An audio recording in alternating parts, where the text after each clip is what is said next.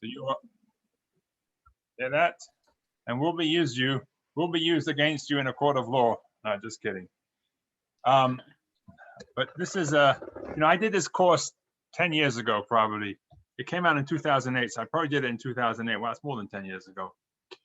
And when I thought about doing this course in the summertime, I said, yeah, why not? It's I'm really busy. I'm running 2 summer camps. I got a calendar campaign, a raffle campaign, but it's probably going to be an easy course. No biggie. This is I don't know how I gave this course in 2008, but I don't remember it having to put so much time into it, but it's fascinating. I'm delighted to be able to teach this course tonight. It really makes one yearn for going back to Israel and seeing everything that we're going to be learning about tonight firsthand. And I hope that's one of the things that this course produces in you, is this desire to want to actually see what we're learning tonight for real. And I encourage you to do that, really. If you haven't been to Israel, put that in your schedule. JLI, I should mention, is actually rescheduled their Land of the Spirit trip for 2022. And I'm certain it's going to be sold out. If you have thought about going to Israel in the past, put it off. Ask about the JLI's upcoming trip, 2022. I know Belinda, who I think is here with us tonight, has been on that trip, and yes, and it's really something remarkable. Okay, so we're going to get started right away. There's a lot to do tonight. Again, in my miscalculation of the course, I thought we could do it in an hour. I'm hoping we can do it in an hour and 15, maybe even an hour and 30. But let's see. Let's get right at it. So we're talking about, of course, the Holy Temple. I want to just let's see. Can everybody mute themselves? Let's see. Let's mute everybody. Let's see how we do that here. Gosh, I'm getting rusty at this. Oh boy. All right. All right. Just if you could mute yourselves, that would be great. Okay, fantastic. So, Temple Mount, Jerusalem, the Holy Temple, these are all places that we have are right on our mind, front and center. Let's take a look. This course is heavy on slides. So actually, I should probably figure out how to do this up front. I want to keep sharing the screen shared. Can you see me? Hello? Anybody hear me? Yes. Can you? Yes, we can hear you. We can see you. You can see me. Okay, good. Because I'm going to stay on. Am I like on like a small screen on the side? Is that what that is? Is that how you see me? Yes. Okay, good. Yes. So I'm going to stay. That's how I'm going to stay throughout this course, this lesson, because it's very heavy on slides. As you can imagine, this is a tour of the Holy Temple, and there's just a lot of slides. In addition, of course, which I will be kind of narrating you through these slides. So we begin the lesson with some modern day video of when Israel took back Temple Mount from the Arabs. Now, and this is significant because much of what we know about Temple Mount is because of the excavation that was done since 1967. But it's fascinating also to hear the language, the emotion that those who stepped on Temple Mount, and actually not Temple Mount, but the Wailing Wall for the very first time. So let's begin with that video. And this is Yitzchak Rabin.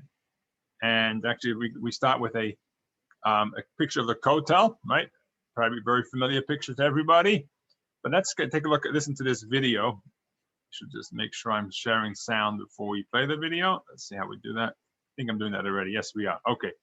This is Yitzchak Rabin, Moshe Dayan, and Uzi Narkis entering the Old City.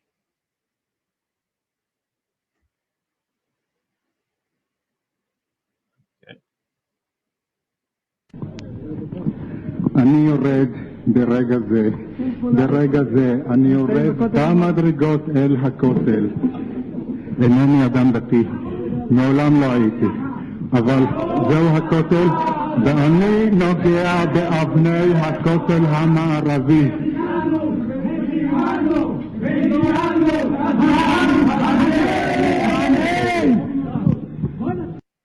Okay, so that was the voice of Yitzhak Rabin, and here's what he says. If you take a look in your books, I think some of you should have got your books already in the mails. If not, you have a printout.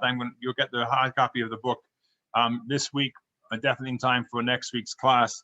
And text number 1. Let's see. Would someone like to read for us text number 1? Let's see. Who do we have? Michael, you're top of my screen. Text number 1. Okay. The time is 10:20 a.m., June 7th. At this moment, together with the Sgan Ramakal, Deputy Chief of Staff, and Aluf Hapikud, Regional Commander, we're passing the Lion Gate, entering the old city of Jerusalem. I find myself now in the shadow of the gate, and entering now again into the sun. On the street, we are in the old city. The soldiers are pressed against the walls. I am descending in this moment, at the steps of the Kotel. Okay. Western wall of the Holy Temple. Did I say Kotel? I am not a religious man and never was, but this is say the word, Rabbi. Kotel.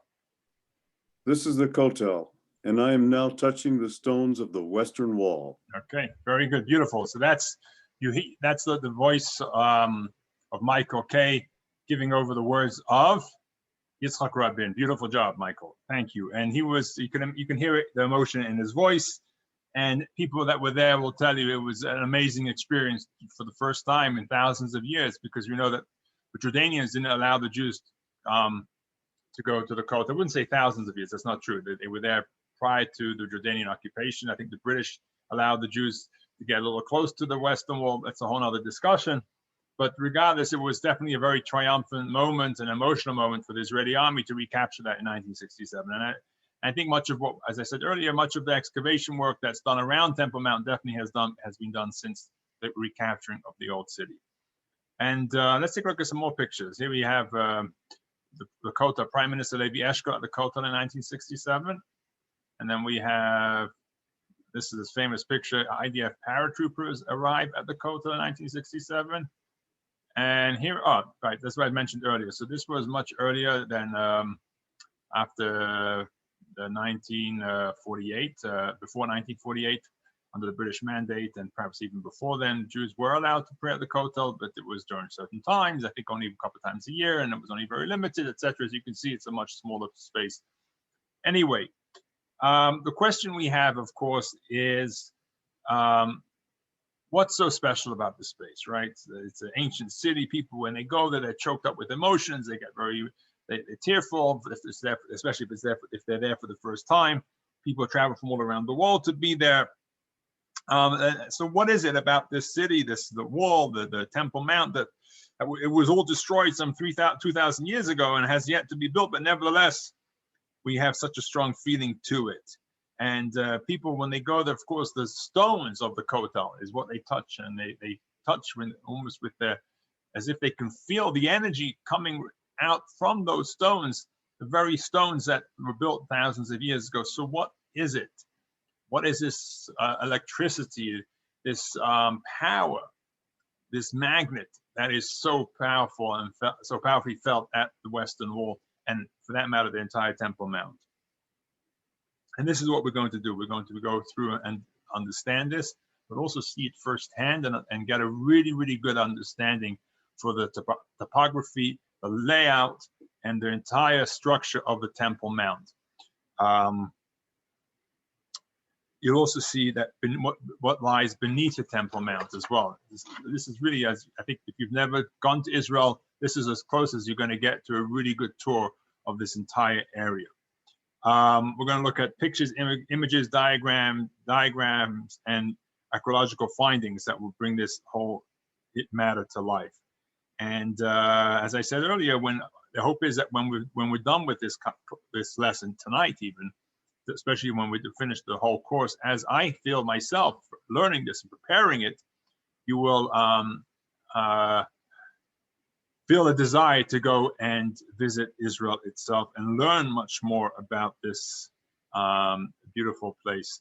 You know, it's interesting. I sent out a Facebook post this morning. Some of you may have got an invitation, and I sent it out. You know, Facebook you can either select your invitees or you can just select all, and Facebook does it for you. And it selected all my friends, my first 500 friends actually on Facebook. And one such friend, he's I don't know, I'm not even sure how I connected with him. He's a Gentile, but he's a big, you know, he's here's what he said. He wrote to me, you know, thank you for the invitation, but I'm much more interested to know about the Palestinians' rights in the West Bank than I am about, and do you have any information about that you could share? Maybe teach a class about that. I mean, and typically I've had some interaction with him. He's always been quite respectful, and it was respectful in tone. But what I wanted to respond, and I didn't respond, was that, you know, had you taken this lesson, and if you would have come and joined this class, you would actually understand how the Jewish people are connected to this very spot way beyond any Palestinian ever begun thinking about moving there. And that's what's fascinating about this class, is that we're learning about the temple and the Temple Mount, which, even so it was destroyed thousands of years, we're going to see how rich the history and the heritage remains there still till this very day. And it's so undeniable, our connection to this very spot, despite that gold dome building that sits on top. The connection and the history is so much alive. It's just amazing and breathtaking, and I hope you will enjoy this ride. So let's get straight at it. Text number 2. Why are we learning all about this some 2,000 years after the temple was destroyed? So actually, this is something that we read in text number 2. I'll read it for you. It's a positive, from Maimonides. It's a positive command to construct a house for God. Prepare a sacrifice to be offered within. You must celebrate there 3 times a year, as it is written, and you shall make me a sanctuary. So this is the obligation that we all have, to build a temple of our own, build a temple,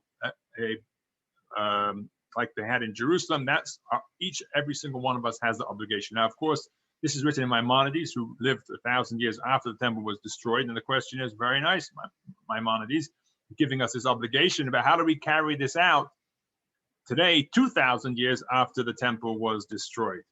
And for this, we go to an interesting midrash, which is text number 3. So everyone wants to read text number 3.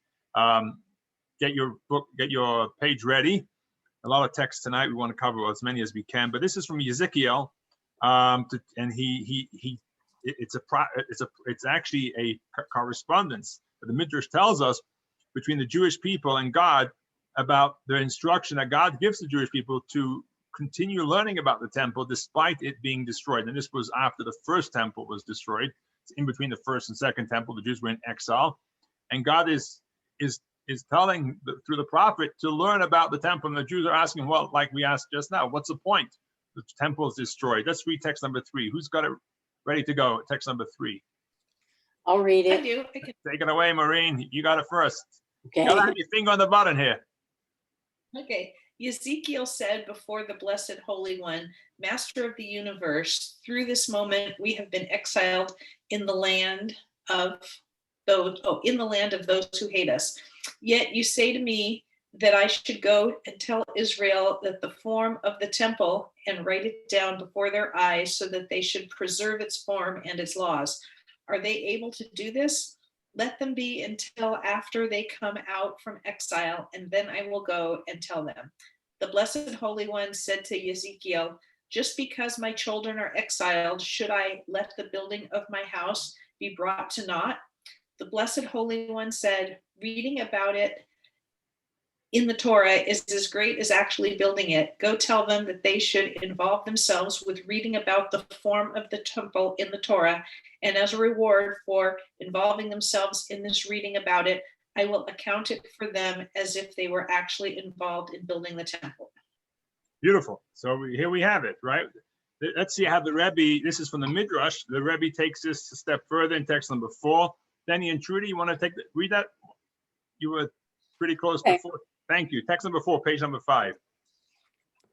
The explanation of this, the mitzvah of make a sanctuary for me, and I will dwell in their midst, is a positive command for all generations. There is a standing obligation on the Jewish people to build a temple. Therefore, when Israel is unable to in actuality to build the temple due to reasons beyond their control, the obligation and the mitzvah to read about it falls on them. For through this, it is as if they were building it. This is to say that it is not just because we are unable to actually build the temple that we at least learn about its configuration as a memento and a spiritual connection to the building of the temple, but rather that this study falls within the definition of the mitzvah of building the temple. So very good. So beautiful. Thank you, Pastor. So the Rebbe is saying over here is that we have this mitzvah from Maimonides. We obviously we can't go and build a temple on Temple Mount. We wish we could, but we can't, and we have to wait till Mashiach comes for that. So how do we fulfill this mitzvah? Says the Rebbe, well, actually, you fulfill this mitzvah by studying about the temple itself. So this is the closest we're going to get to actually building the temple is by studying about it, which is exactly what we're going to do today. And the Rebbe continues in text number 5, and that one actually, when one studies about the building of the temple, one's actually removing the cause of the temple not being built, which is the exile. And very hopefully, as in merit of this, we will soon see the rebuilding of the third temple with the coming of Mashiach. So this, of course, is important because right now we in this period of what's known in Jewish communities. If you go to any Jewish community, you ask them what's going on now with any holidays, and they say holidays. It's the 3 weeks, and you look at them like, what's 3 weeks? What's all that about? You in with 3 weeks? Of course, the 3 weeks we're talking about is the actual 3 weeks between the 17th day of Tammuz and the 9th of Av, which is 3 weeks. It began on Sunday. It concludes in 3 weeks from now on Sunday, the 9th of Av. A very sad period of time. It just goes from the historically when the walls of Jerusalem were breached to when they were actually destroyed on the 9th of Av. It wasn't necessarily 3 weeks later in historic terms. It was over a year later, or just over a year later. But those two dates are 3 weeks apart. Okay, so it's a time that we can think about, commemorate the destruction of the temple and yearn for its rebuilding. Let's take a look at what we're going to be discussing tonight. Give you a brief history of the temple, showing where it came from and how it got started. We'll speak about the mountain on which the temple was built and the mountain surrounding this mountain. So you get an understand of what the area we're discussing. We'll also discuss different aspects of the temple construction, including the types of stones that were used and the builder. Then make another circle around the mountain, focusing on the retaining walls that hold up the mountain, more of that, of course. Then we get to look at one more circle and looking at the various entryways of the actual temple. And in total, we're going to go around the mountain 3 times, each time circling it and discussing it from a different, getting closer and closer to the actual temple itself. And it's as if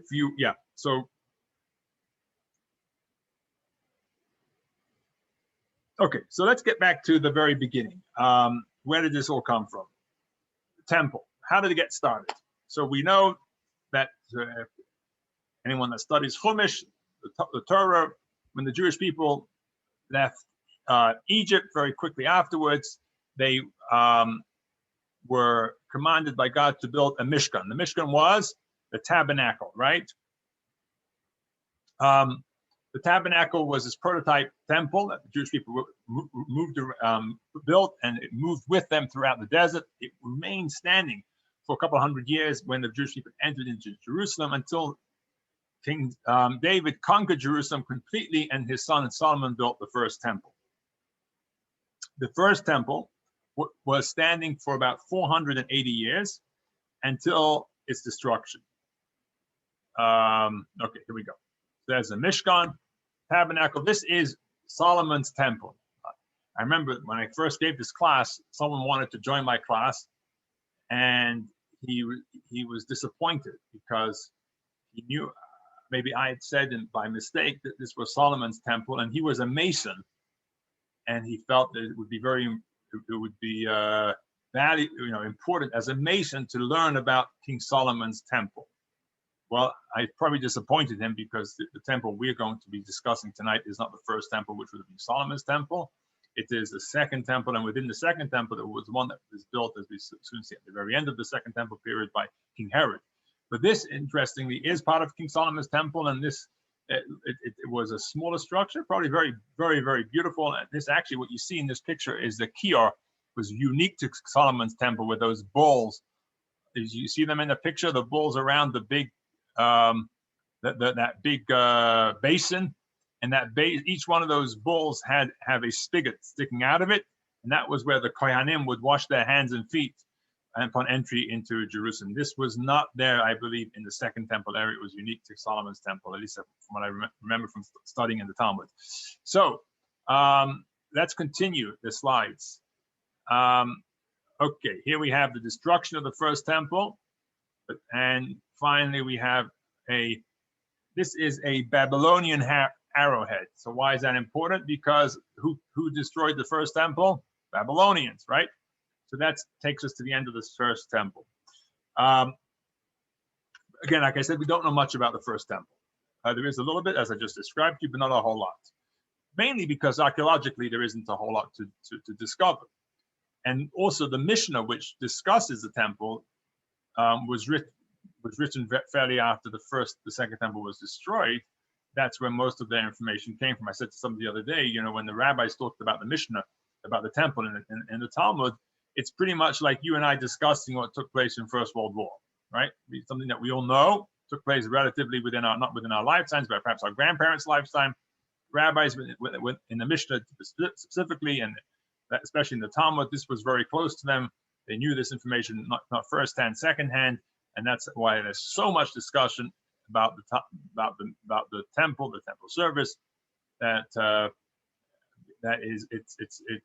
These are really firsthand experiences. But this was all again about the second temple era, which was destroyed by the Romans in the year 669 of the Common Era. It was, and remember when the Jewish people came back from the destruction of the first temple, many Jews decided to remain in Babylonia, right, in Iraq, where they continued to study and flourish as a Jewish community. It was only and remnants led by Ezra and Nehemiah returned to Israel and set up the community in Israel. As such, the temple in Israel, this was known as the second temple, was not a very elaborate temple. I remember reading somewhere that I think it's Rambam actually discusses that if the Jews didn't have enough money to build, and I don't know if this was actually the case, build a menorah out of gold, they could use tin. Now, I don't know if they actually used tin in either of the first or second temples, but it does kind of describe to you the first or second temple was not a very elaborate, may not have been quite as elaborate as the gold vessels in the Mishkan, or some of them were definitely gold, and definitely in the second temple, up until Herod rebuilt it, it was not as elaborate, I believe, as the first temple built by Solomon. Now, the question we have is that one might be on your mind is what's going on over here? Why was there a need for a tabernacle? Why was there a need for a temple? Can't we just pray to God, without all the fanfare and the beautiful buildings that were built for the tabernacle and that we have till today, beautiful synagogues? What is the purpose? In fact, King Solomon asked this very question when he asked in Hebrew, Hashemayim v'shmei Hashemayim lo yechakulcha v'af ki habayit hazeh. He says the heavens and the heaven of heavens cannot contain you, God. How much less this house I have built, right? In other words, King Solomon saying, yeah, I built you this beautiful house, this beautiful Beit HaMikdash, but you got so much bigger than the temple. What's going on over here? How is it possible? And of course, in other words, why does an infinite God need this physical space of a temple? Now, many of you are not, this is not your first lesson. in Hasidic thought. Many of you study it regularly, and you know this. You know the concept of making a godly sanctuary in the physical space, and that's exactly what the Mishkan was all about. Text number 6 explains this. Let's see who would like to read for us. We have Moshe and Amy. They're next on my screen, at least in the order the way I see you. Please read for us text number 6. This is from the Rebbe. Actually, I believe this is from the Rebbe. Go ahead. The Blessed Holy One desired to have a dwelling place for himself, and he be blessed precisely in the lower worlds. As it says in Tanya, this means this world, for there is no other world lower than this one. Precisely because it is physical and material, it is a place of doubled and redoubled darkness, as is described in detail in Tanya. Nonetheless, in fact, because of this very thing, this world is the very place in which the ultimate divine intention plays out. Beautiful. So in other words, yes, we do need a physical space, because here in this world, everything, God manifests himself through things which are very physical. God is not someone that just remains in the heavens, but here in this physical earth. And actually, just in text number 7, which it's a long text. I'm not going to go through it with you. Definitely read it on your own. Basically, is saying the following: that there are those who mistakenly say, God really doesn't. It's almost impossible for God to have a need to want to be in this physical world, or this world is too physical for God. That's perhaps a better way of putting this. A God so great as ours would want to be manifested in this physical world. And based on that becomes a question: if that's the case, then why did he want a Beit HaMikdash? Why did he want a dwelling place, a holy place here in this world? But of course, that is a misnomer, because that describes God as in somewhat of a limiting form, right? If you say God is so holy that it's almost beneath him to be found in the physical world, you're setting up a limitation for the Almighty. Hey, what? A limitation that he's too holy, so to speak, to be found anywhere that is physical, especially as lowly and physical as this world is. But of course, we know God is unlimited in any capacity. And it is precisely in the Holy Temple where you have this fusion of unlimitedness and limitation. Miracles that took place on a daily basis in the Holy Temple, right? We know that it says about the holies of holies, that the holies of holies contained the ark, which was Eina Mina Midah, which means it didn't take up any measurement of space, because it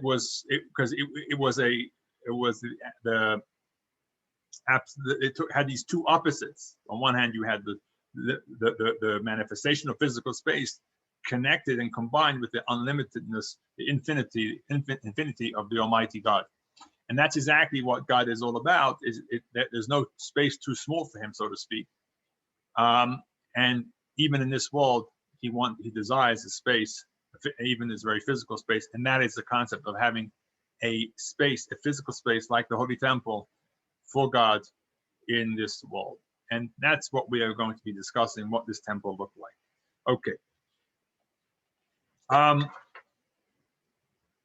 Of course, in our own life, we all have our own temple, whether it's in our home or our bodies.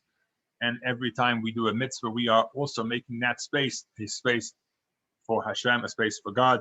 And we are unifying the holiness and the mundane together, elevating it to a higher space. Okay. So that's the general, the spirit, that's kind of the mystical concept of why Hashem wanted a temple, a tabernacle first, then the first temple, and then we find when Hashem's presence is no longer with us, so to speak, there is a diminishing of his presence. The temple is no longer with us. So to speak, the temple is a definition of God's presence among us, and his diminished presence comes about, which is the state that we're in right now, with the exile. Okay, so that's a little bit of a background, at least to the spiritual side of the temple. And now let's get into the nitty-gritty part of the Temple Mount itself. Remember, we're going to take a look at this from outside in. We're going to go from the very outside of the temple, look at the topography of the Temple Mount, and then move inward to the actual building. So let's take a look at the next slide here. So here we have it. All right. I'm not sure if you can actually see what this is. What this is basically, I guess, if you knew how to study satellite images, you might notice that one area is slightly higher than other areas, but this is the Temple Mount area. It is slightly higher in certain places, certain areas. It's not, I don't think it is the highest of all the areas around it, but it's pretty high, and it sits on a mountain top. Okay, that's what you're seeing in this image. This mountain top is known by a few different names in the Torah. It's referred to as Har Moriah, or Mount Moriah, but it was also known as Har Habayit, which means the mountain of the house, or as it's known today as Temple Mount. Interestingly, the word Moriah, the rabbis teach us, is a combination of two words, Mokom Ra'u, a worthy place. In other words, it is a worthy place of God's manifestation, as I mentioned earlier, the spiritual space of the Holy Temple. Now, let's take a look at the next image. We have over here a better image. Okay, it's closer up. And here you can see the Dome of the Rock. And what you're seeing over here is it's not a very big mountain. I know us Coloradians, if we call anything less than a 14er a mountain, it's already a foothill or it's a mound hill. So we are a little skeptical of anyone calling anything mountains that are less than 10,000 feet for sure. This one rises only 2,400 feet above sea level, okay? So it's not a really high mountain. And it's not a very impressive mountain, right? So why did God choose it as the place for his home and the center of the world's attention? At the end of the day, it's a place that's going to manifest God's energy. Shouldn't it be something more majestic than this mountain top in Jerusalem? So we need to take a little bit of a history tour of what makes this mountain so special in it, that God chose it to be the place where his spiritual energy manifests itself. So we go to text number 8. Who is ready for text number 8? Alex. Excuse me for interrupting. Did you say you sent us a PDF? Because I can't find it.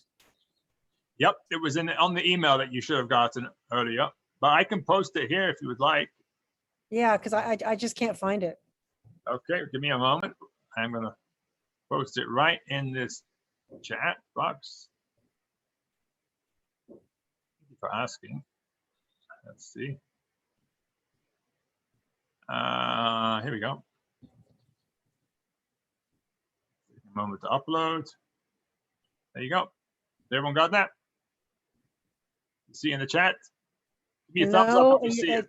It went to a screen with a bunch of, yeah, I don't know what it's. Okay, who can see that? Who can see that in the chat? Okay, it's in the chat, Valerie. You gotta look for it, okay? You took me to a page with a bunch of apps on it.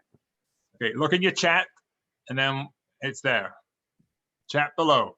Oh, the chat. Okay, thank you. All right, there you go. Thank you. All right. If anyone else hasn't got it, it's in the chat box. It's also in your email. You should have got it. 1 second here. All right.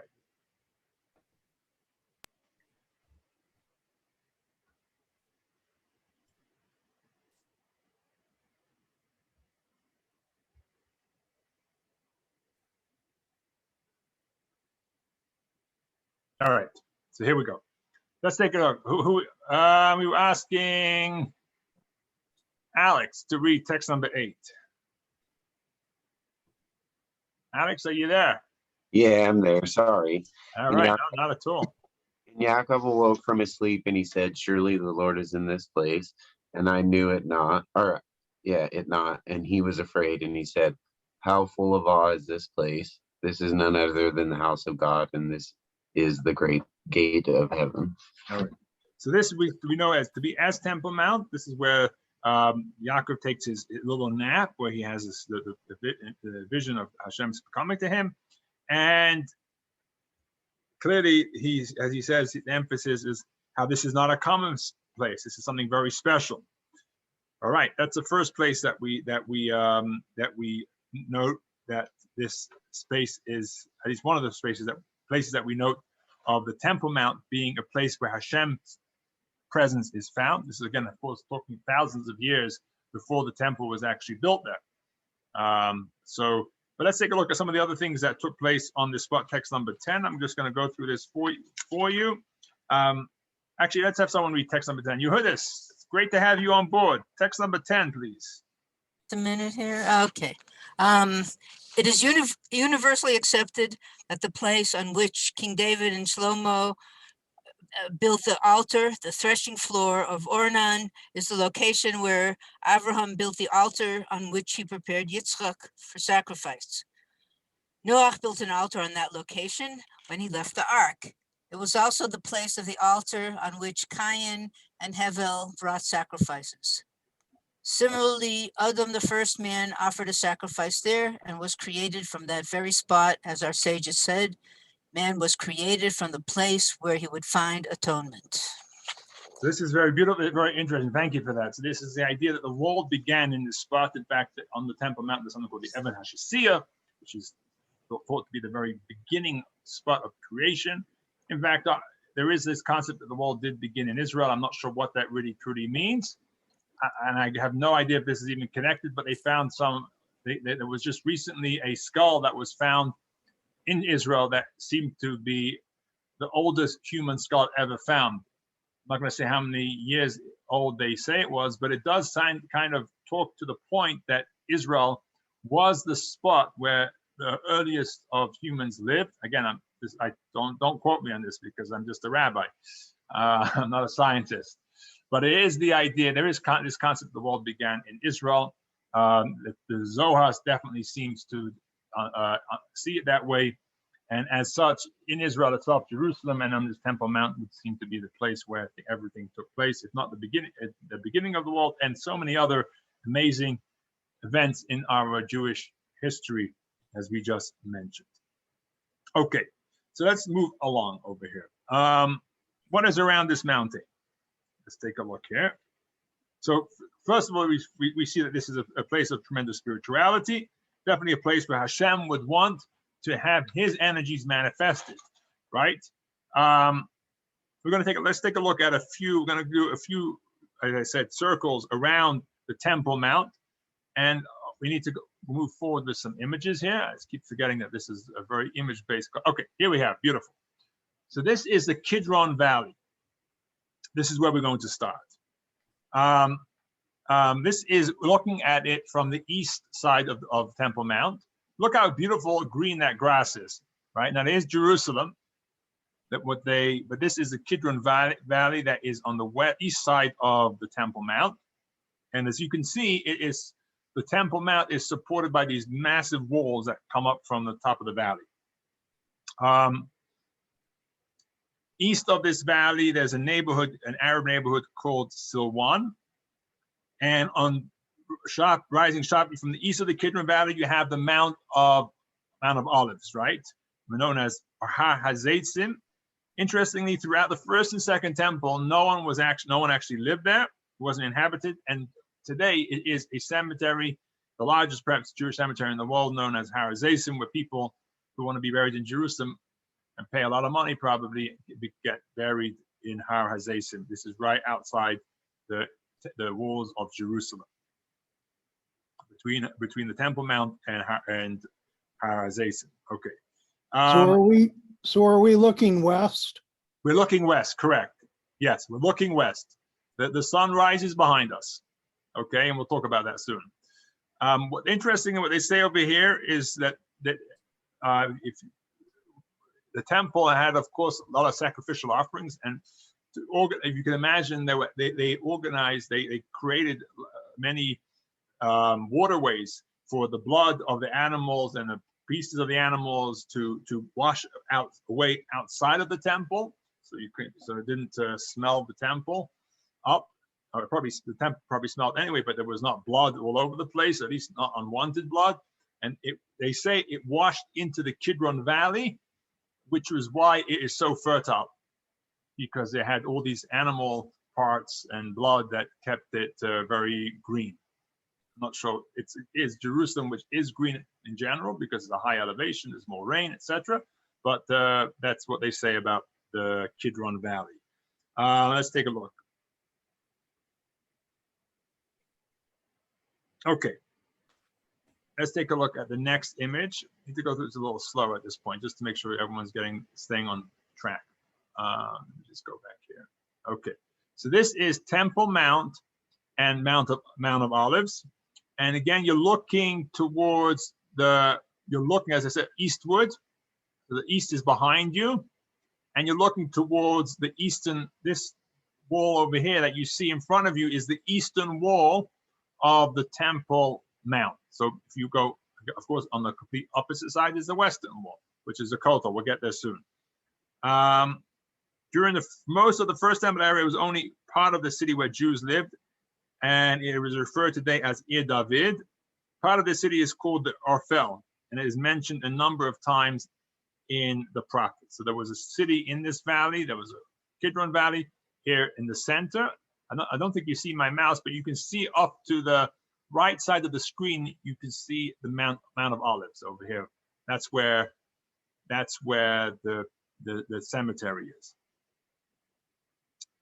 And over here in the center, what we're looking at is the houses which are Ir David, I believe. The Orphel, correct. Now, interesting, what they say is that, let's look at the next slide. These are ancient house ruins which are found in this area. And what archaeologists find is that a lot of the ruins date back to 3,500 years, way before the Second Temple, all the way back to King David.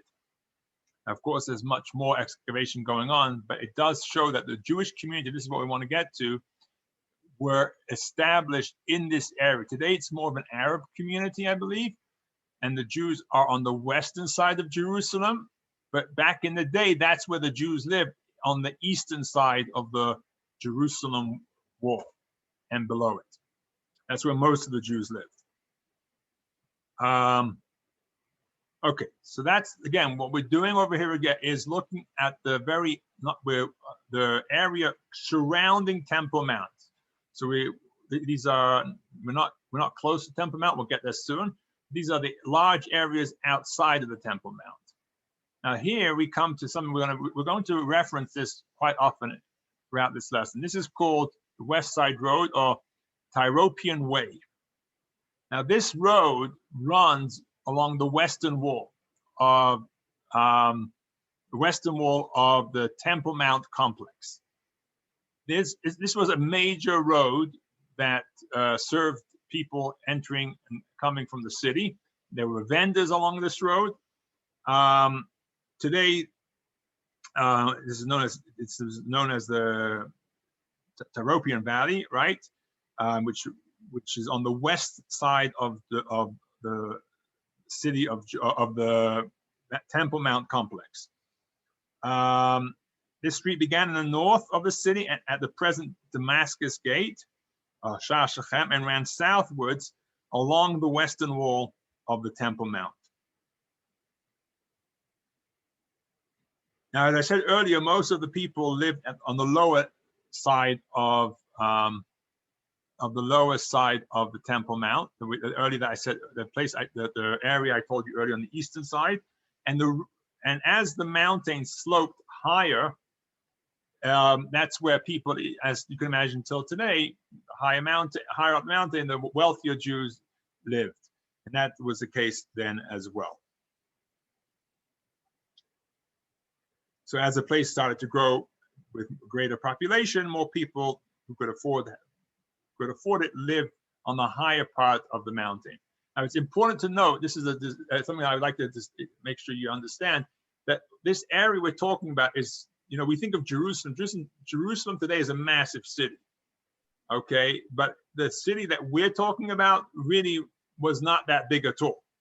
So when we're talking about Jews living on the western side of the Temple Mount, they are literally on the western side. They're not like 5 miles away. They're within an earshot, okay? Rabbi, I have a question because chat's disabled, so I can't type in my question. Okay, so hold your question for a thought. I will just hold your question. Thank you. Okay, hold your question. We'll get there in a second. So, okay, so that is, this is, here you have, of course, you have the western side of Jerusalem. If you see, can you notice the western wall over here? Everyone see that? Yep. So that over here, this, you can imagine the Tyropian Way ran right by the western wall. If you can imagine a wall, a road going from the corner, that would be the southwest corner of the Temple Mount. You see the Kotel there, going north all the way past all those houses that you see. Of course, those houses were not there, and all the way to the northern part of the Temple Mount complex. You'll see this picture a little better later on. Now, if you go to the northern part, okay, so you have, let's see, okay, let's go back a step. The northern part of the Temple Mount, the area flattens out, okay? And this is where, and the wall, there's still a wall around there, but it's not as high as the walls along the other sides of the Temple Mount. Okay, so this, what we're doing right now is kind of giving you a general idea of the area surrounding the Temple Mount. We're gonna get talking more about as we move further inward towards the temple. Valerie, you had a question for us. I was just gonna say, that's where Robinson Arch was, right? We're gonna get to Robinson's Arch. We're gonna talk okay. about all the, Okay. yeah, we're gonna get to Okay. all the gateways coming out of the western side of the temple. Okay. Okay, so that's given us a little bit of an idea. You can see this is a good picture that we're looking at right now. We can see the eastern side of the temple, the Kidron Valley. We see the southern side and the western side and the north as well. Now, the temple that we have today, what we're looking at right now, this whole massive complex, of course, was built in the Second Temple era and was extended by someone by the name of Herod. Now, Herod, of course, was appointed by the Romans.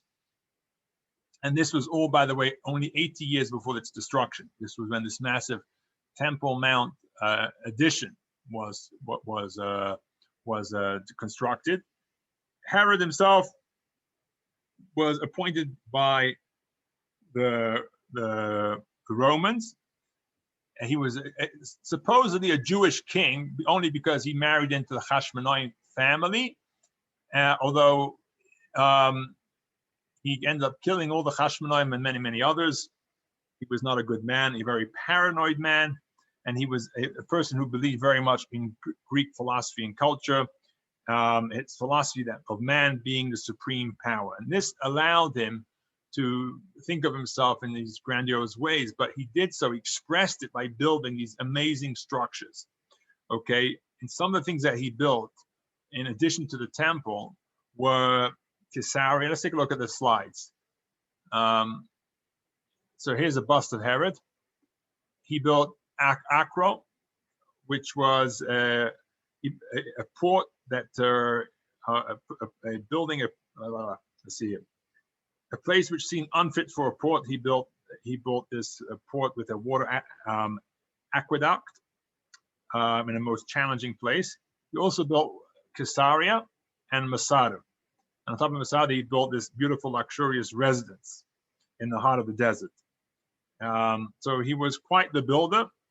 And in fact, what they say about the temple is, in the Talmud, it says, Misha Leira Binyan Hordas Leira Binyan Noah Biyamav, who has not seen the building of Herod, has not seen a beautiful building in their life. And you can, it is a fascinating thing to say about someone who was living in the times of Roman architecture and buildings, where there was no shortage of labor to build magnificent buildings. But nevertheless, about Herod, it was said about his buildings, and uniquely about the second temple that he built, it was the most amazing, beautiful building. And in fact, what they say about the second temple, okay, here's Caesarea. Here, this is a photo, image of what perhaps the second temple looked like. Beautiful courtyards, as you can see. We'll get talking about some of those things soon. But it said that Israel and Jerusalem being on the King's Road, which was the ancient route that connected the civilizations of the Middle East that ran by Jerusalem, the temple stood out and captured the world's attention, bringing many people, Gentiles, kings to Jerusalem, and they came there and brought an offering, peace offering, thanksgiving offering in the temple because of its majesty. So it brought tremendous renown to the Jewish people. Text number 13 is a good text because it kind of describes in very clear terms exactly what the coloring of the temple looked like. Remember, this is Herod's temple, okay? Yeah, and again, written, quoted in the Talmud. Let's read text number 13. Who would like to read first? Hasn't yet read it. Danny, take it away. Okay. It was said, whoever did not see the building erected by Herod has not seen a truly beautiful building in his lifetime. With what materials was it built? Rabad said, with stones of green and white marble. There are those that say with stones of blue, green, and white marble. One row of stones protruded and the other row was recessed in order to provide a space to hold the cement. Herod thought to cover the entire temple with a gold plating, but the rabbis said to him, leave it as is, for this way is more attractive. The swirling coloration of the marble facade appears like the waves of the sea. I mean, it's such a beautiful description right there of what the temple looked like. I mean, even, it kind of arouses within us that desire to want to see it. You can just imagine if, God willing, the temple is going to be rebuilt. Of course, it says that the temple will come down from heaven. But if it was up to us to rebuild the temple, you can only imagine how much nicer it would be even than that of Herod's, I'm quite sure. But Herod did something quite amazing. I think which is something that till today stands, which is that he expanded the Temple Mount. He expanded from 13 acres to 35 acres. Today you would bring in the bulldozers and the earth, what do they call it? Earth movers, I guess. And you would somehow bring earth up onto the Temple Mount and make a nice smooth plateau where you would then build a temple on top of it. Of course, back in those days, they had lots of labor, but that's not the way they built this. But as we'll soon see, he built these chambers beneath the ground, arches that created a elevated floor. So you have now this straight plateau on which upon he built the temple. Those chambers exist till today. So that whole beautiful flat surface that you see on Temple Mount is supported by arches that Herod built that lie beneath it. Quite fascinating. Thousands of years later, these arches are still there holding up the buildings that are on top of it. What it says about, let's take a look at some of these numbers. Again, I quote from the teacher's manual here. 10,000, this is how many people were hired to do the work. 10,000 carpenters and craftsmen, 90,000 woodcutters, 30,000 stone cutters, and there were additional 50,000 Jews, 1,500 Kohanim and Leviim hired to do the work on the temple ground, making up a total of 181,500 men who worked on the rebuilding of the temple, all paid for by Herod. How long did it take? Guess what? Shorter than it takes the people at DIA to build their extension. All right.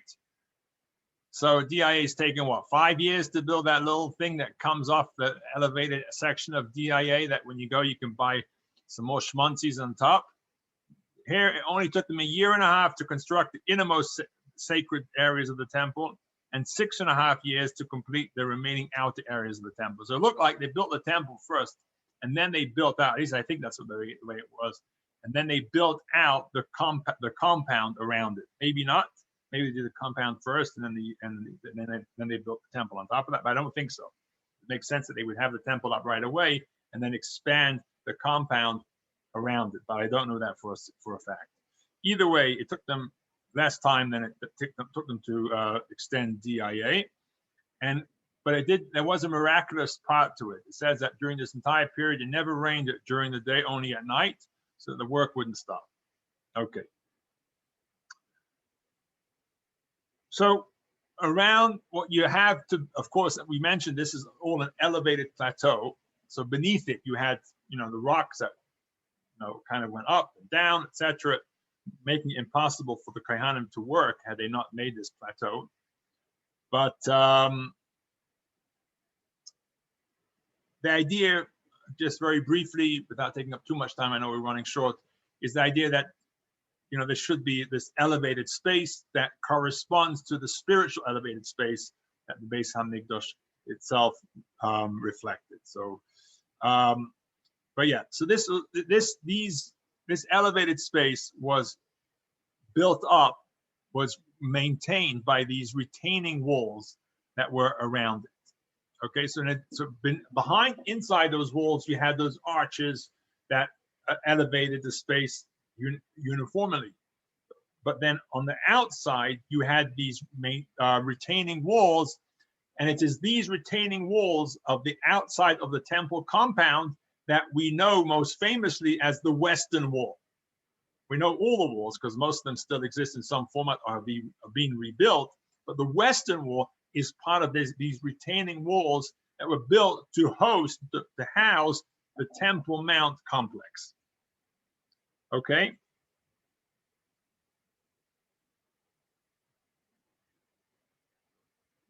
Now, interestingly, it says here that during after medieval times, the rooms under the Temple Mount were used as lodging quarters for Muslim pilgrims. Let's take a look at these walls. Now, first of all, it's interesting to know that the walls, this is fascinating because if you go to Jerusalem, you can actually see this.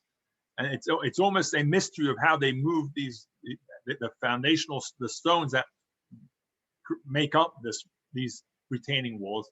And the walls, some of them are just massively big. Anyone, have you been to Jerusalem? Anyone here been there and seen these stones?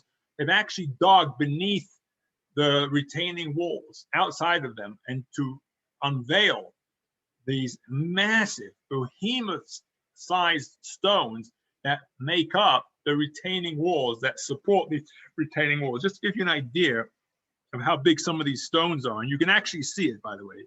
These are not, it's not just quoting from the Talmud. You go there, you can see these. I've seen it for myself. They're just massive. Some of these stones, the ones that they've uncovered that were put there by Herod, and they know that, and I'll tell you why Herod put them there. Because there are 4 stones. They're known as the, forget the name that comes up in a second over here. It consists of stones that weigh 570 tons. They are 44 feet long, 10 feet high, and 12 to 16 feet deep. Okay, this is massive. This is absolutely massive.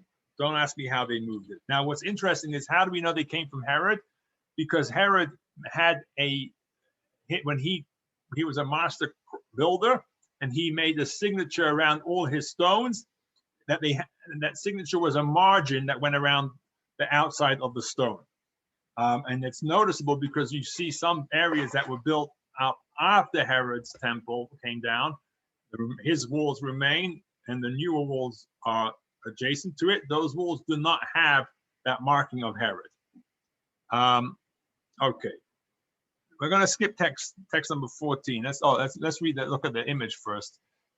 Okay, here, these are important images. Yes, let's look at these. So here you have this very good plateau construction. So you see the arches almost protruding out of the mountain and covered by these retaining walls that you see in the picture, the insert picture over here.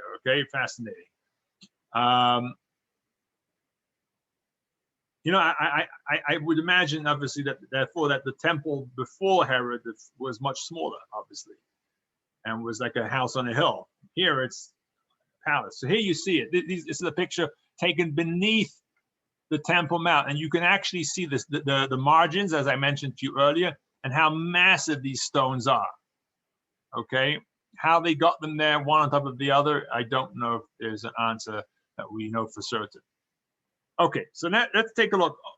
Text number 14 is a talk from the Rebbe, and basically what he says over here is that the difference between the temple and the tabernacle was that the temple, in spiritual terms, affected the most, the lowest of God's creations, the inanimate, which are stone.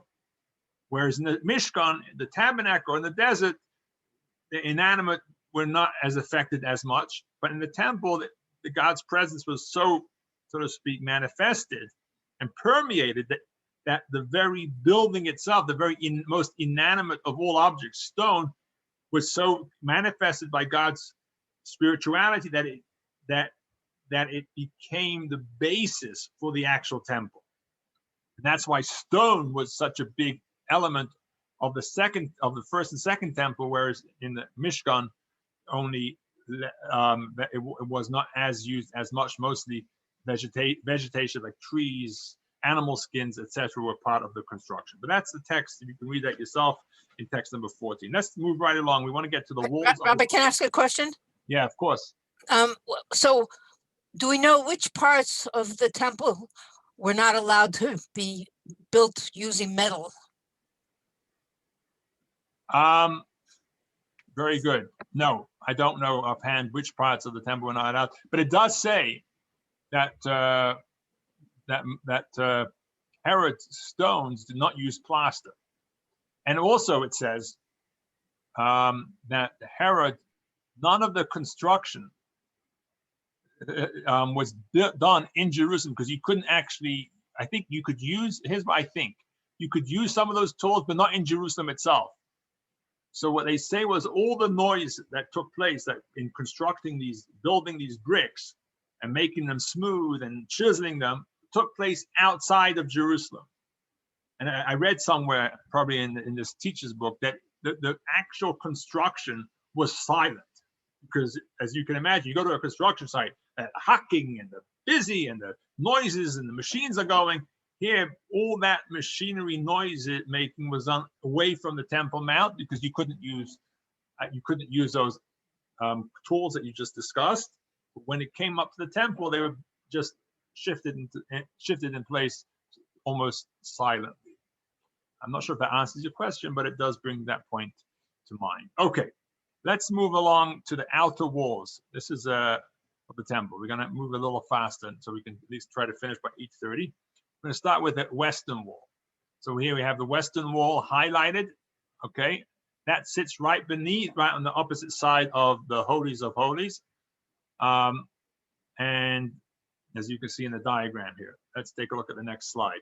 So here we have the western wall, where of course we know the western wall most notably because that's where the Kotel is. If you look in this picture here, that's this oblong box in the center of that western wall. Now we're looking at it from the outside.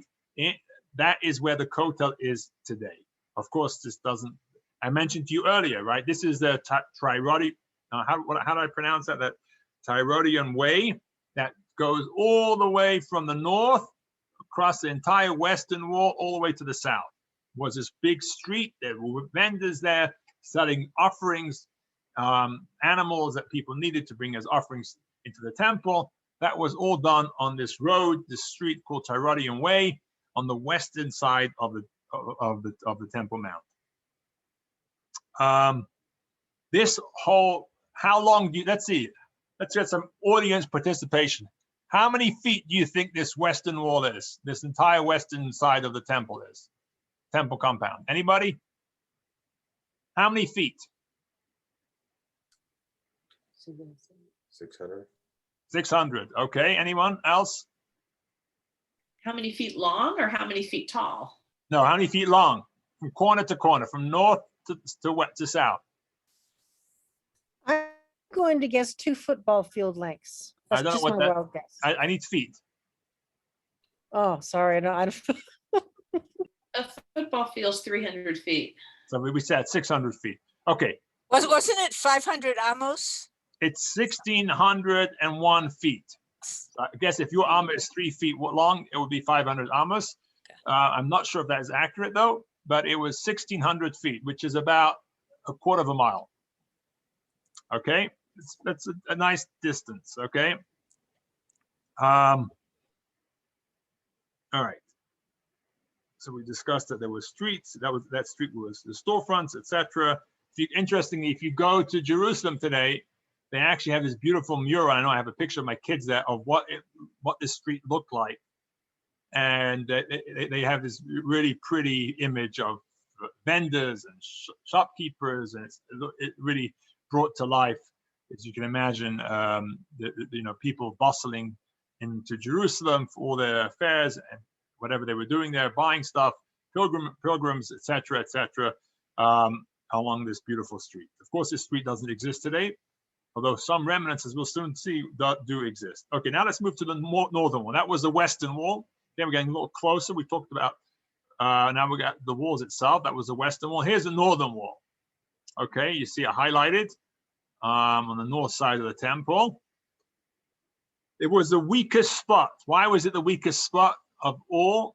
Because right on the other side of that wall was it plateaued, and it was the area where it was least defensible. So actually, they had thousands of soldiers always stationed on the northern side of the Temple Mount, and it says that all invasions into Jerusalem came from the northern side, because on the other walls, again, remembering they were all the valleys that you had to climb in order to get up to the temple, whereas on the northern side it plateaued out and it was easier to breach. So there were many soldiers guarding the northern side. Let's take a look at what that looks like today. Here you go. This is from inside the Temple Mount.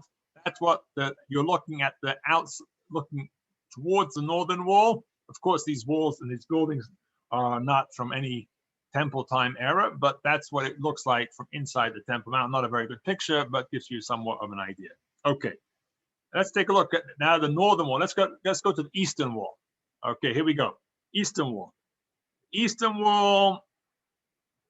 Okay, here, this is the eastern wall. I remember what I said earlier about Herod's stones being very having a seam, not a seam, a margin on the around them. That would be the stones on the left side of the picture. They also, the stones on the right side of the picture are from what are assumed to be pre-Herod's time. So what this is actually suggesting in this picture was that the stones that are protruding, you see different measures, some are a little further out, some are a little further back.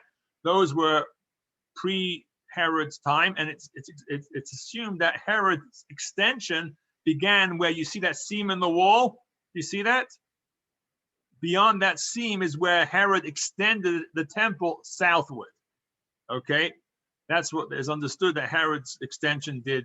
It moved the whole temple complex southward. It didn't make sense for him to move it eastward, but it did make sense for him to expand it southward, which is where you're looking at. You're on the eastern wall looking.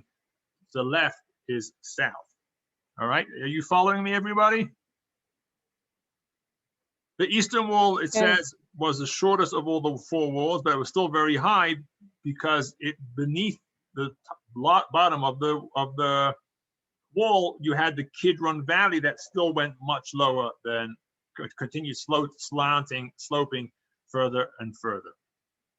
It says, text number 15 says, if you look down from the top of the wall, you could get giddy because of how far you look down from top of the wall, and then sloping into the Kidron Valley another couple of 100 feet.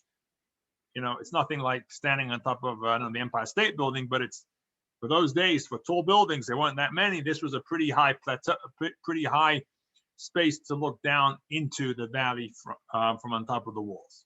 Okay, let's take a look. That's the eastern wall. Next, we have the southern wall.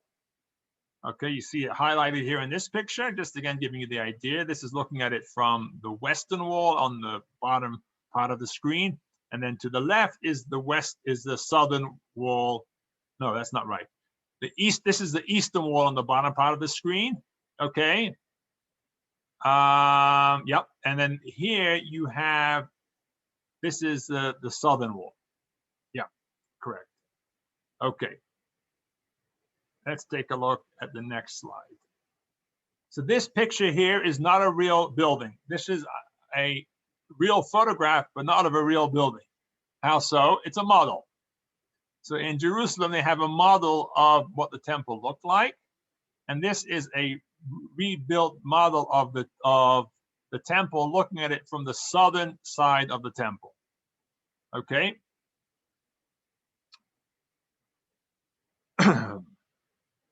So if you imagine you were standing on these stones over here, looking southward, behind you stood the beautiful temple, or in front of you, behind you, and then from behind you, you had the Ophir, which is the Ophel, the Kidron Valley, and the Ophel, which was where the Jewish communities existed, and that there were shuls and Bati Midrashim, places of study and prayer, all spread out through the valley on the southern side. Remember, that's where the Jews live today. Today, that's the Arab quarter, I believe. The Jews live on the western area of Jerusalem, and beyond, of course. This is all the eastern and southern eastern part of Jerusalem, which is today known as the Arab quarters of Jerusalem. But that in ancient times, in times of the temple, that's where the Jews lived. The western areas was for the aristocrats, the very wealthy people, and the Kohanim. And also the kings had a palace on the western side. But the Jews themselves lived south and southeast of this valley of below the Temple Mount. Okay, next. I know we're going short. What else? When you would walk up, remember we said we're circling the temple.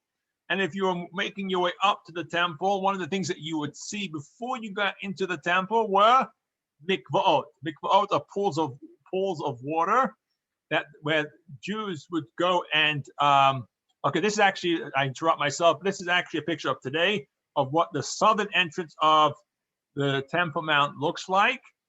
Of course, this is all beautifully excavated, and what you see today are parts of the excavation lying here for you to enjoy and see.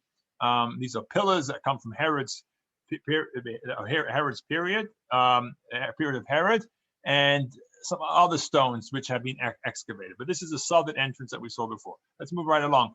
But what you would notice when you come up to Jerusalem, one of the things that you needed to do, especially if you wanted to enter into the temple, would go to the mikvah, which was a pool of water that you would immerse oneself into, purify oneself, and then go. And after you had gone through the purification process, which was it wasn't something that wasn't like a physical manifestation of dirt, spiritual manifestation of uncleanliness, you were then able to enter the Temple Mount and the temple itself. I should mention to you that these date back to temple eras, and there were many mikvaot found throughout the areas surrounding the temple. There were we'll probably see this in the next lessons, mikvaot that the Kohen used to use on the actual in the temple itself. But for the Jews who wanted to enter into the Temple Mount, they would use the many mikvaot that were found surrounding the outside walls of Jerusalem. And we see that in text number 17. Here we have another mikvah, and many of those existed and are mentioned in the Talmud about these mikvot. So we are able to kind of understand these mikvot, not just because we see them physically, but also because of how the Talmud describes them to us, and the need for the Jews to purify themselves before they entered into Jerusalem, or in case they actually, even if they weren't going up the Temple Mount, they just wanted to remain in a state of purity because they wanted to eat some of the offerings or the trumot or the tithings. They had to be in a state of purity, and they used all these mikvaot, these basins of water that they immersed themselves into. Okay, let's move right along. We now have discussed the retaining walls. What we're left with is the entrances. I wanted to know about the entrances. Now, interestingly, the Mishnah says there were only 5 entrances to the temple. But we know in this picture that we see set 8. And if you look at text number 19, it actually lists all of those 5. So how do we have this discrepancy between 5 and 8? So we say that Herod built an additional 3 entrances, but they were not there. They weren't in the original, they weren't sanctified, so to speak.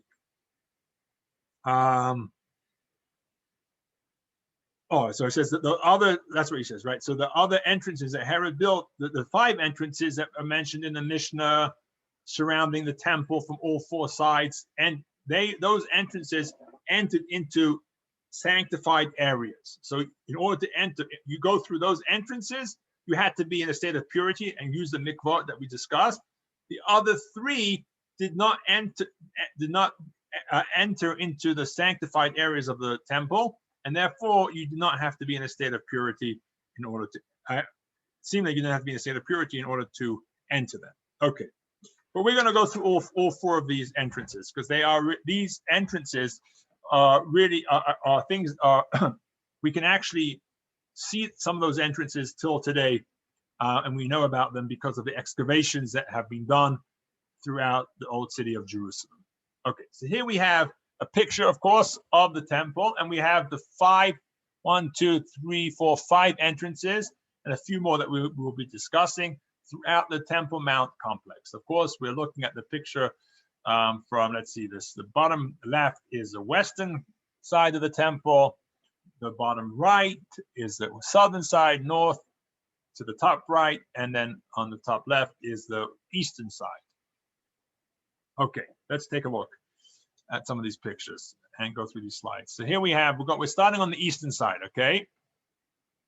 This was the most used side. So if you were picture yourself going up to Jerusalem, chances are you would use this entrance. This was the most well-used entrance, if I'm not mistaken. Okay. Interestingly, this was known as the Persian Gate, okay, or the Shushan Gate. Why? Because if you remember, the Jewish people were exiled by Nebuchadnezzar into Persia. And who gave the Jews permission to return to the land of Israel and rebuild the temple? Anyone here? So Jewish trivia? Someone from the story of Purim. Esther, right? Esther was married to someone called Achashverosh, and Esther allowed the Jewish people, she remained married to Achashverosh and allowed the Jewish people to return to Israel, and we begin the rebuilding of the temple. There was lots of politics about that. It's another story, but she initiated that process. Hence, they rewarded her with the Shushan gates on the eastern side of Jerusalem. Let's take a look at this next picture. Here, this is a modern day picture, okay? Here's the Shushan gates. Are these the real gates built in the times of Herod? No. If you know, people can identify the stonework, and they know this is Byzantine stonework that was probably that was erected over the Shushan gates that are probably behind that. These gates, this stonework obviously closes off what's behind it. But this is known still today as the Shushan gates. Okay, let's move right on. Unfortunately, we're running a little late over here. But okay, let's move along. This is on the eastern front of Jerusalem, the eastern wall of Jerusalem, known as the gate, the Shushan gates. So here they're closed up, but as we saw in the previous picture, they were obviously, that was used a lot. Interestingly enough, this wall was lower because it says that the Kohen Gadol, the high priest, you remember when he would sprinkle the Parah Adumah, which was the golden heifer, the heifer that was used to purify those who became contaminated through interaction with a dead person. That all took place outside of the temple on the eastern side, and he had to be able to see the holies of the Beit HaMikdash. And as such, the wall was a little lower, but that's where he stood, and from there he would be able to see right into the Kodesh HaKodashim, the Talmud discusses exactly how you could do it. You look really carefully, you could just see a slither into the Kodesh, into the holy temple area, into the inner chamber of the Azara, as it is known. We'll do that for another time, but that's what you see. That's the Persian gate that was open, obviously gave direct access into the entryway to the temple itself. Okay. Let's see. These are pictures here of I believe this is a modern day picture, although I'm not certain, of the Eastern Gate. Okay. Let's move along. This looks like an excavation picture on the eastern side, from probably from the inside of the walls. I'm not sure when this picture was taken. I don't have much information about it.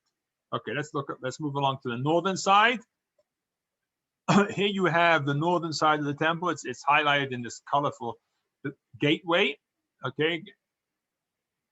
And here there is an interesting why the top of the gateway is slanted as opposed to all the other gateways are square. There's a reason for that is that it's called the Tadi gate, which is described as high and triangular. It doesn't say why it was in that particular shape. One of the things it does say was that this gateway was very big. It was enabled those who became impure by accident whilst on the temple compound would be able to take a quick exit out of the temple compound. And I guess that exit wasn't used as much. Hence, they could go kind of escape without being noticed by all the masses that would gather throughout the other three entrances of the temple compound. Okay, let's move along to the west side. This is the most interesting side because this is what we're most familiar with. Because this is where, as I told you, this is where the Kotel is, and we have if you look closely enough, you can see some remnants of what we are looking at in this picture. So there are four entrances. Okay, remember I said many of these entrances were built later by Herod. They were not part of the original entrances as we discussed earlier in the Mishnah, which are only 5. These are the extra ones that were built by Herod. The first one is the furthest entrance to the left of the picture, highlighted beyond that bridge with arches beneath it. This was known as the North Gateway. Sorry. This is known as Kifonis Gate, also known as Warren's Gate. Why? Because it was discovered by someone by the name of Warren. Who was it? Find it soon. Anyway, not important. But interestingly enough, this gate, Warren's Gate, you can actually, it's right now, I believe this is buried in the Arab quarter of the old city. And you can get there, and I'm not sure how. I don't think it's very accessible, but they have built a small shul inside this Warren's Gate. And actually, this is the closest you can get to being directly opposite the Holies of Holies. You can see that from this picture, right? The Holies of Holies are the back end of the temple. And here, if you were praying in this shul that was inside this gate, you would literally be probably a few hundred feet from where the Holies of Holies stood. Of course, today, unfortunately, there's a Dome of the Rock there, but still the places of tremendous holiness even till today. And there's a small shul there that people try and go and pray. Okay. The gate, the tunneling that goes beyond that gateway is full of, it was used as a cistern and debris. It's blocked, and it used to go as a side tunnel, take you into the temple compound, but it's no longer usable. Let's move right along. Okay, this is inside that gate that gate that I just described to you. Now we come to the next gate. This gate is known as this known as Wilson's Arch. It might be familiar to you. Again, it was discovered by someone called Wilson, a British archaeologist, surveyor Charles Wilson, discovered in 1985. Now, this gate, this entranceway from the Temple Mount compound going westwards, because remember, we're looking at the western wall here, was used by went to the upper city. Remember who lived in the upper city? The kings, the aristocrats. They lived there. They had their own little gateway. It said that King Herod had a palace somewhere close by. and he would use this entrance into the Temple Mount compound, as did the Kohanim who lived there in the neighborhoods, I guess, west, close by the temple that had the quarter where the Kohanim used to live. They also used this special entrance into Temple Mount. Under these, as it was done very often, under this gateway, there were these arches. These arches were built to hold up the gateway on top of it, the bridge on top. What we know today, what we see today, interestingly enough, here, this is still called Wilson's Gate. You see these three arches, right? Those are not, they are made to look like those arches, that they're in the same place as the arches that we saw in the previous picture. They are made of the same stones, but those arches were destroyed by the Romans. The Muslims later came along and rebuilt those arches to some degree, and using the very same stones, but they're not, obviously the bridge that used to go from here above is no longer here. Of course, you have the Arab quarter behind it. What is here though, is that there's a shul in this innermost arch over here. I think there's a picture in the next slide. Here we go. This is inside that arch. There's a shul there. And I think on the arch next to it, there's entryways into the temple tunnels that run below the Temple Mount. Fascinating stuff that we spoke about earlier. Those big rocks, all excavated through those arches that you just saw. This is right next to the hotel. Anyone been there will, on the men's side, they built this beautiful shul that you can see inside. And when it rains, everybody runs in here because it's totally covered. Okay, that's Wilson's Gate. Next, we move along to the next temple, the next entryway into the temple, known as Barclay's Gate. Again, probably discovered by a guy called Barclay, and very big and very large. The Muslims converted inside of here into a mosque, but it has since been, it's in disuse and it's beyond repair, and no one uses it anymore today, as opposed to some of the other arches which have been excavated. This one has not. Finally, we come to one that's most perhaps familiar to many of you, which is Robinson's Gate. Okay, Robinson's Arch, which is really, if you can imagine, it was, as you can see in the picture, a magnificent piece of architecture that Jews would go up these beautiful stairway into this Colosseum, of the building into the Temple Mount compound. Okay, it went up very high, 80 feet into the ground, 50 feet wide, even massive. Let's look at some pictures. Here we go. That's another image of what it might have looked like. This is again on the southern western side of the Temple Mount. That's known as Robinson's Arch. The next picture we'll see is looking up. I believe this is again from the western side of the wall, and you see those images protruding out. I'm not sure what these are. Let's move right along. Here we have again on the western side of the wall. These are fallen stones from that arch, Robinson's Arch, that have remained there till today. Remember, when the Jews found Jerusalem in 1967, before, the Arabs had totally just mismanaged this whole area. There was garbage on it. There was, this is what you're seeing here is excavated, taken dirt and rubbish and debris taken up from this, dug deep down after many, civilizations that built on top of it to uncover what you're seeing here today. The Jews didn't walk up to Temple Mount 100 years ago and just came across the rubble. No, there was stuff on top of this that was excavated, and now you see what this is. This is all very visible. Go to Israel, visit the Temple Mount compound. This is what you will see.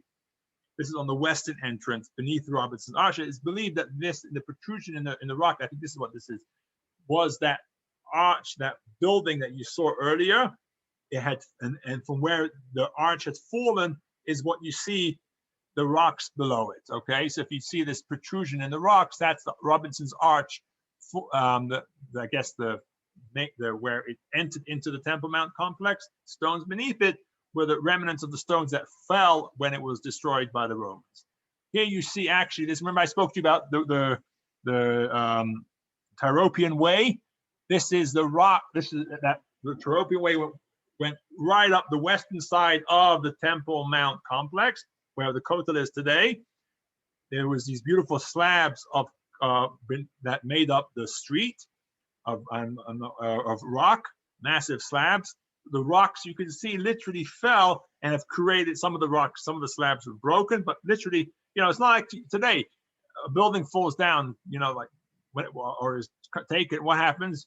You bring in the bulldozers and you move out the rocks and you rebuild. Back then, the building fell down, you built on top of it, and whatever fell, you just built on top of that. You just built on top of that. So you moved it. If you move away the houses that stood on top of these debris, you came across the original stones that was destroyed when in this case the Robinson's Arch fell down. So it's fascinating that again you go now you think that yes, the Arabs have built a mosque on top of Temple Mount, but what's left around it are these remnants that we can reconstruct the temple in this most magnificent way. Okay, I know I'm running late, but let's try and go through this as quickly as possible. This is the southern entrance. So we did the western entrance. You see, this is the southern entrance. Let's go through this. This again, this is a picture of the southern entrance from a model of Jerusalem. Notice the steps, two steps. One's larger than the other. One's wider than the other, and one is for going in, one's for going out. Okay. And another interesting thing you'll see here are the different sizes of the steps. So some of them are longer. There's a better way than describe them longer, but some of them are shorter. Right? So imagine in your steps, I hope they're all the same size in your house, right? I imagine they are. But here, some of them are wide, are longer, some of them are shorter. Why? Because they assume that way people wouldn't run up and down them so quickly. This way, if Rocky, the movie star, would run up these steps, it would take him a little more effort because he would have to count his steps a little more carefully because some are bigger than the other. Here, that way, when the Jewish people would mount these steps, they would not rush them. And that way also, when people would come down the steps, they would go slowly, avoiding falling one on top of the other. Okay. Let's see if we can finish this in the next few minutes. Here we have that same area that we saw on the previous slide. Of course, this is a real picture of the southern wall. You see in the intrusion in this picture of some of those entrances that have been blocked up. And again, these are all excavation that have been uncovered to note the remnants of the King Herod's temple. Again, here you have these pillars. These are from King Herod's temple. Here you have the wall of King Herod's temple. Excuse me. And what's noted in this picture in the very corner, you see that wall? That was the original entryway into the temple. This building to the left of it was actually a building built by the Crusaders. How do we know that? Anyone want to guess? Take a look. Well, look at the different sizes of the stones. And from that era, different sizes of the stones, we can examine who built what size stone, who used what size stones in different eras. So we know this building was built by the Crusaders, and the larger stones, more uniformly formatted, beautifully one on top of the other with Herod's signature margin on top, those were from King Herod's temple. Okay, we know also the columns are also definitely from King Herod's temple. We're almost over. Okay, finally, one last slide here, a few last slides. The beneath the temple, right? So we've gone through all four sides. What we're doing right now is looking underneath, behind the walls, underneath the Temple Mount compound. What do you have over here? Tunnels. Remember we spoke about those tunnels. Sometimes 2 or 3 levels of tunnels. Some of them were not used at all. They were just built to make the elevation. Other commentaries say they built to, since the Temple Mount was elevated, it was not affected by any bodies that might have been buried beneath the ground, rendering the ground impure. So they had these tunnels above tunnels, or arches above arches. But what is interesting, these are called the Cholda. And what's interesting is that as you can see from this picture, that the arches and the domes beneath the tunnels were beautifully inscribed. You have to think about the enormous amount of work that went into this. They just built tunnels. They built tunnels and they decorated the inside of these, not tunnels, these arches with amazing mosaics. Now, of course, over the years, there were earthquakes and it shook the tunnels and the mosaics fell down. But we do have some, and for right now, we haven't really discovered much of this inner space of the tunnels, but there is some pictures that were drawn in previous eras that depicted what's going on inside these tunnels. And here you have different mosaics that were depicted to be seen and therefore drawn. I don't know which period they were actually rendered, these pictures, but they come from you can see the enormous detail that are seen inside these mosaics that were underneath the Temple Mount as part of this complex of tunnels that supported the Temple Mount above it. Let's see, can you notice anything that's a little strange in these mosaics? There's a symbol there that looks a little odd in the Temple Mount mosaic. Anyone want to guess what that is? 10 points if you get that right.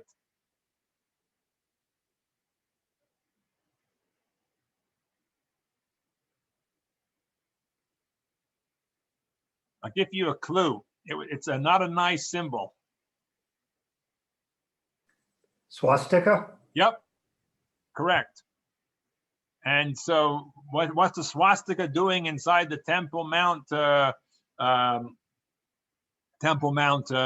descriptions? Anyone know? No? It wasn't always a bad symbol. Very good, Steve. Thank you. Correct. It was can you elaborate? I think it was the sign for peace. Yes, absolutely correct. 10 points to you. Thank you, Steve. Yeah, it was a sign of peace. It was a universal sign found in many buildings of that era, used in many cultures, including the building of the temple. And but yeah, it is kind of ironic that it was used by the Nazis for such a hateful symbol when really at its inception, it was a sign of peace that is even rendered into the Temple Mount itself. So those are the tunnels. A few more slides just to finish you off. Here you have these. I'm not seeing the swastika. Okay. I see it. Google it online, swastika Temple Mount, and you'll see it a little better. Okay.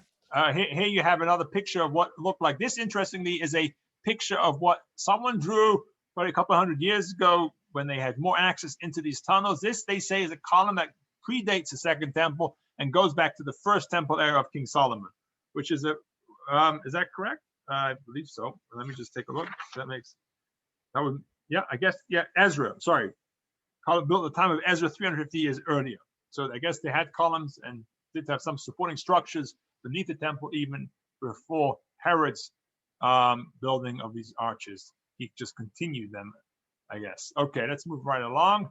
Here we have another picture. I don't know again how this was taken, but this perhaps is a different part of the Temple Mount tunnel system. And we know that some of them were only used by Jews because they were only artifacts from the Jewish community going back thousands of years. Some of them were used in other periods as horse stables, etc., etc. But these are fascinating, complex, I think 35,000 square feet of tunnel space, of space beneath Temple Mount, massive. So let's continue here. Here's another picture. These are the tunnels that went beneath it, going up into the Temple Mount. So you could actually access these tunnels. You didn't have to go through those stairways or gateways. You actually access these tunnels, and they brought you up into the Temple Mount complex through using the tunnels. Why you would use the tunnels as opposed to the gateways, I'm not certain, but clearly it was a very complex area. Okay, let's finish over Am here. I the only one having a hard time understanding you because you're breaking up? No, but that's okay because we're done. Thank you all for joining us. I'm sorry you're having a hard time hearing me. I appreciate everyone joining us. I didn't have time to say hello to all of you. This is hopefully just the beginning of an exciting course. We continue next week as we get into the temple itself, the construction of the temple itself, and we have 2 more weeks. Thank you very much for joining us. Thank you. I know we went a little long. We're trying to keep it a little shorter next time. A wonderful evening. Thank you. If you want to stay on and say hello, say a few words. I'm not going anywhere, but this will conclude the end of the formal lesson. Thank you very much. Thank you, Very much. Rabbi. Rabbi, have a great week, everybody. You, Thank you, very Rabbi. good. Thank you, Rabbi. Thank you. Thank you for joining us. Goodbye. Bye.